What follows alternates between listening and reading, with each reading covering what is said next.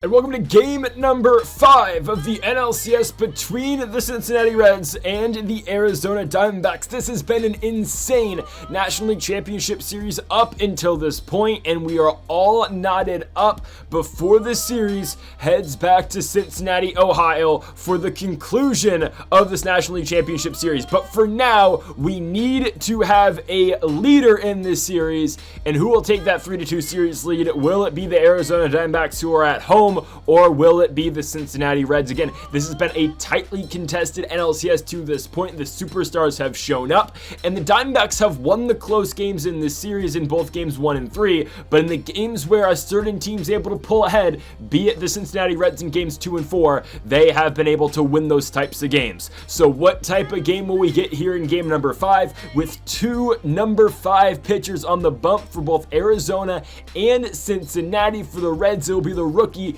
in Rhett Lauder, who has had an up and down postseason so far, but posted similar stats to last night's starter and the lefty Nick Lodolo, who turned in a really good performance for this Reds team as a whole. So we will see what happens here tonight. But on the mound for the Arizona Diamondbacks, making his postseason debut, it will be Gavin Stone, 6.14 ERA last season. And you know the Reds offense is going to show up against any pitcher, but especially a guy like Stone, where Ellie Taylor Cruz will start us off, hitting one to left center field. That ball that was going to be caught deep into center. You know Chase Field does play very big. We'll have one out for TJ Friedl, who hits the ball 100 miles an hour off the bat, and it will get down to deep center field. Friedl comes into today batting .433, and Friedel's on with a 1-out triple. And you know who is up next? Bryce Harper, who's batting .379 in the playoffs. Bryce goes perfect into right field. 1-0 Reds, just like that. And we thought Gavin Stone's pitching was going to be a big part of this game, and I think it's going to be, but Kyle Tucker, he's had his flashes recently, I'm not going to lie, but right there, an inning-ending double play. Here comes Rhett Lauder, 4.66 ERA in the regular season. He pitched 104 innings, 9-6 record, but again, records don't mean anything for starting pitchers. Corbin Carroll will lead things off by picking up a single into right field. He'll be on first with that 98 speed, and here he is, trying to take second base, and he will beat the throw. No, he won't. Oh, Shea Langoliers gonna gun him down at second, and here comes Geraldo Perdomo popping out to the first baseman in Bryce Harper in foul ground. We've got 2 gone now for the 3 spot in Juan Soto on the 1-2. Soto up the middle, right to Ellie De La Cruz. Lauder finds a way to get 3 outs from the first 3 guys in the Diamondbacks order. As we go into the top of the second, Teoscar Hernandez hitting that changeup somewhat hard on the ground, but the play will be made by the third baseman. 1 out for Will Benson. Benson rips one. Oh, and it gets by Pete Alonso.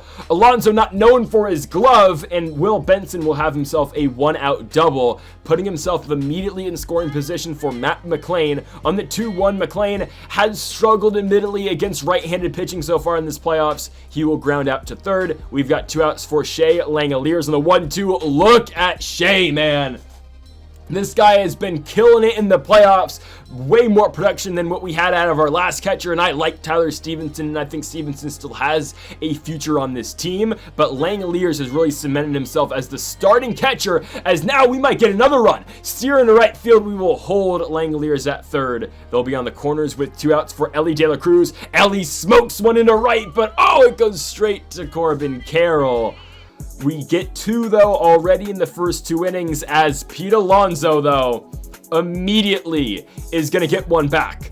Polar Bear Pete in a deep right field as Arizona cuts this Cincinnati lead in half, 2-1, thanks to Pete Alonso's 3rd home run of this postseason. It goes 420 feet, and here comes Ketel Marte. Marte going to line one into left center, but there is Teoscar Hernandez with the first out of the inning. Austin Hayes now comes up, going to rip one into center field. Friedl charging in, and he cannot make the play. I mean, that looks like it hurt. It goes off the wrist of TJ Friedl, and Austin Hayes is on with a 1-out double. Can Gurriel bring him in? He was the hero of last night's game, or sorry, 2 nights ago's game in game 3. He'll ground out. Gabriel Moreno, the catcher, now can hit one hard into center field, but there is TJ Friedl. He will make the play this time. As we move on to the 3rd, 2-1 is our score in favor of the Reds, and here comes Friedl ripping one in it to right field. Oh my goodness, it's caught. I mean, you can't hit a ball any better than that. Harper now going to rip one. This time it's going to get down for the Reds. Bryce Harper just with some more distance on this hit. He'll be on with a 1-out double. So Harper in scoring position now for the 4 spot. Kyle Tucker on the 1-1. We still have some confidence in Kyle Tucker. I mean, I guess it's kind of like the confidence the Washington Nationals have in Eddie Rosario. But it's okay. 2 gone. Teoscar Hernandez going to fly one into right. But again, a hard hit ball turns into an out. You feel like the Reds should have more than 2. But it's all that they have, and now Zach McKinstry rips one deep right center. It is off the wall. The 9 spot keeps on producing for Arizona. McKinstry's on with a leadoff double, bringing Corbin Carroll to the plate, and that one's going to get over the head of De La Cruz. That should score one for the D-backs. McKinstry to the plate. The cutoff man Harper is in no position to make the throw at home, and this is a 2-2 game just like that. And we just said it. It feels like the Reds should be, they should have a bigger lead. They've been in control of this game. But just like that, we're tied. 1 out, runner on first for Juan Soto. He will strike out looking. Louder gets him on the fastball up and in. We have a short leash for Louder in this game, but I really don't think he's been doing that bad. He's gone through 3 innings, given up 2 runs. Let's get him some more damn run support. Will Benson gonna fly one into left field, though, to start off the top of the 4th. And that one will be caught. We've got 1 out now for Matt McLain on the 1-2. And we've seen McLain pinch hit for late in games just because, again, he's really not doing well against right-handed arms. There's your 2nd out. Shea Langoliers is 1 for 1. He's definitely going to be 2 for 2. Shea into deep right field. It gets off the wall, off of a hop. As Shea Langoliers looking to leg this into a triple, he should have it. A double and a triple so far for Shea Langoliers. Can we bring him in 90 feet away? Spencer Steer, gonna hit one hard to third, but the play will be made. Still 2-2 going into the bottom of the 4th. Here comes the switch hitting second baseman, Ketel Marte. That one's flown out into left, but it gets in front of Teoscar Hernandez. Marte's on with a leadoff single. Here comes Austin Hayes. Ball's on the ground. Bryce Harper trying to make the play, but he can't. And now the Reds get nothing on that ground ball. 1st and 2nd, no outs. We will get Gurriel to fly out into right field. So again, not the fault of our pitcher, Rhett Louder, but let's see, the Diamondbacks going to try to send the runner to third. They will. Corners 1 out. Louder stays in to see the 8 spot Moreno. He loses him down, and we got to pull Louder here. Our bullpen's been good in parts. Pomeranz has been one of those good pitchers. The lefty will see Zach McKinstry on the 1-1 offering. McKinstry, boom. Gonna pop out into foul ground. There is Drew Pomeranz for you. The dinosaurs in the bullpen, Pomeranz and Hudson, have been performing. Can he get Carroll? I think he will. Ellie De La Cruz in the pop out. Got him. Go on to the top of the 5th. Ellie De La Cruz up first for Cincinnati. He's going to fly one into deep left field. I just don't think it's got the carry. Teoscar Hernandez has gone yard there a couple times. It's not going to have the carry. We have 1 out now for TJ Friedel. On the 1-1 pitch, Friedel pulls one on the ground, but Pete Alonso stabs it and makes the play. A reminder again, game number 6 tomorrow night. No matter what, we will have game number 6. Bryce Harper off of Gavin Stone, 95 off the bat, but it's going to ricochet and turn into an out. You got to be kidding me. And now Perdomo starts off the bottom of the 5th by lining one to right field and with a double. Runner on second, no outs, Juan Soto! Deep right field! Soto gives the Diamondbacks a 2-run lead. That one's way up there, my goodness, Juan Soto. His 6th, 455 feet. He has taken over the postseason.